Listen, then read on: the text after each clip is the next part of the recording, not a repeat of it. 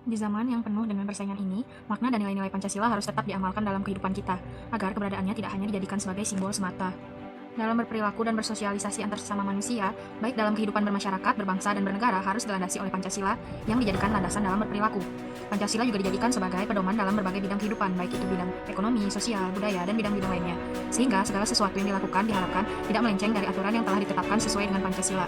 Salah satu pengamalannya dalam kehidupan nyata adalah pengembangan pemikiran tentang nilai-nilai Pancasila dan Undang-Undang Dasar 1945 yang relevan dengan kebutuhan perkembangan masyarakat dan tuntutan perubahan zaman, tetapi tetap berada dalam kandungan hakikatnya yang sesungguhnya. Sejalan dengan itu, pengembangan pemikiran ini bukanlah dimaksudkan untuk merubah, merevisi, apalagi mengganti. Justru yang ingin dicapai adalah untuk memperkuat, mempermantap, dan mengembangkan penghayatan pembudayaan dan pengamalannya dalam berbagai bidang kehidupan bermasyarakat, berbangsa, dan bernegara. Ideologi Pancasila merupakan ideologi yang terbuka, sehingga ideologi Pancasila sangat terbuka, dinamis, serta dapat menyesuaikan perkembangan zaman yang terjadi di dalam maupun di luar negeri, baik dari segi perubahan sosial maupun dalam bentuk perubahan yang dikenal dengan revolusi. Revolusi merupakan sebuah perubahan paradigma mengenai sistem perekonomian. Revolusi pertama kali dalam catatan sejarah terjadi di tanah Inggris yang lebih dikenal dengan Revolusi Industri 1.0 yang terjadi antara tahun 1800 hingga 1900 Masehi. Kemudian berkembang menjadi Revolusi Industri 2.0 merupakan kelanjutan dari Revolusi Industri 1.0 yang terjadi di Inggris. Revolusi ini berbasis kepada pengetahuan dan teknologi yang terjadi sekitar tahun 1900 hingga 1960 Masehi.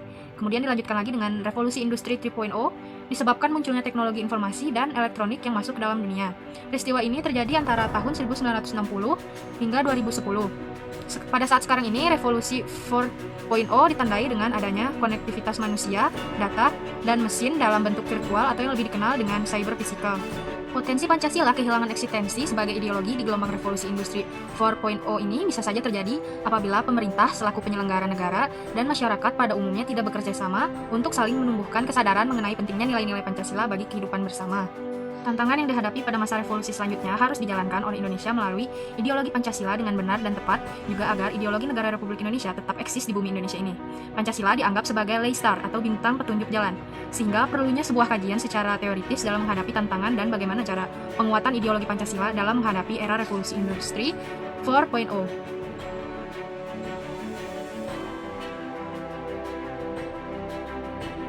Selanjutnya mengenai ideologi Pancasila. Istilah ideologi berasal dari kata idea yang berarti gagasan, konsep, pengertian dasar, dan cita-cita. Sedangkan logos berarti ilmu. Ideologi secara etimologis artinya ilmu tentang ide-ide atau the science of ideas atau ajaran tentang pengertian dasar, menurut Kailean tahun 2013.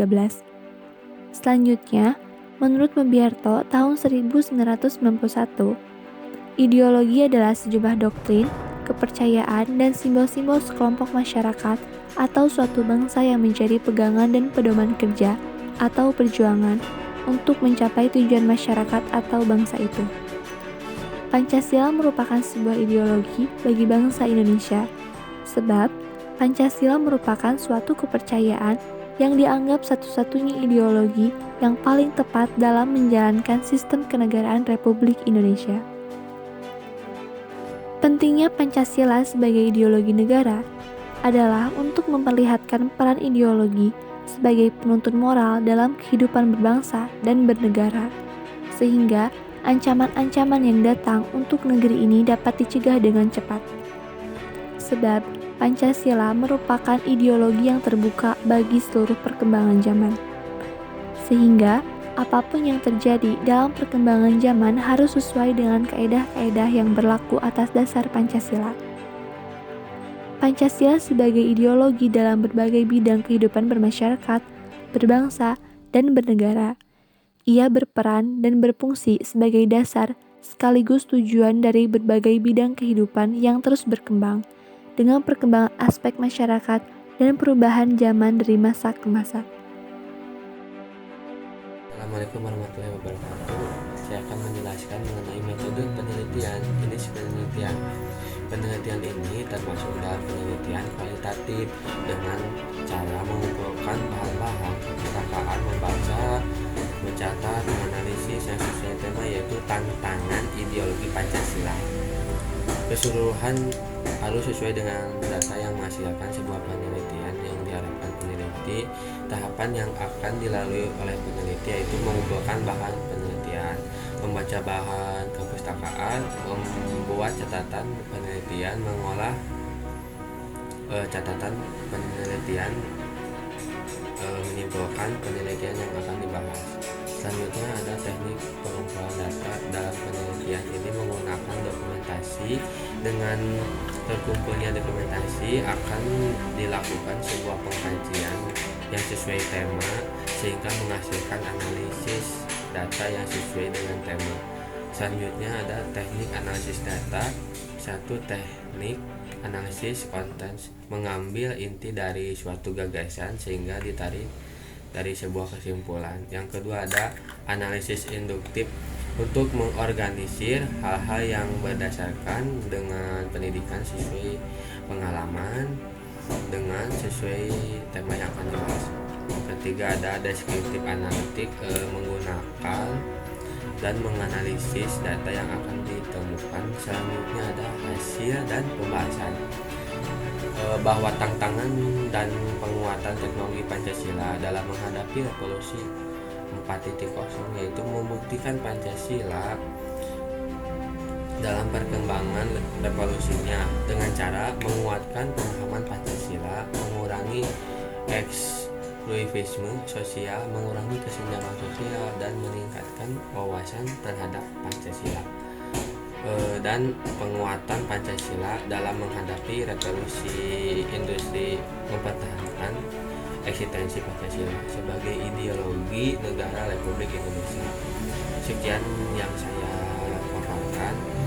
Mohon maaf bila ada kesalahan. Wassalamualaikum warahmatullahi wabarakatuh.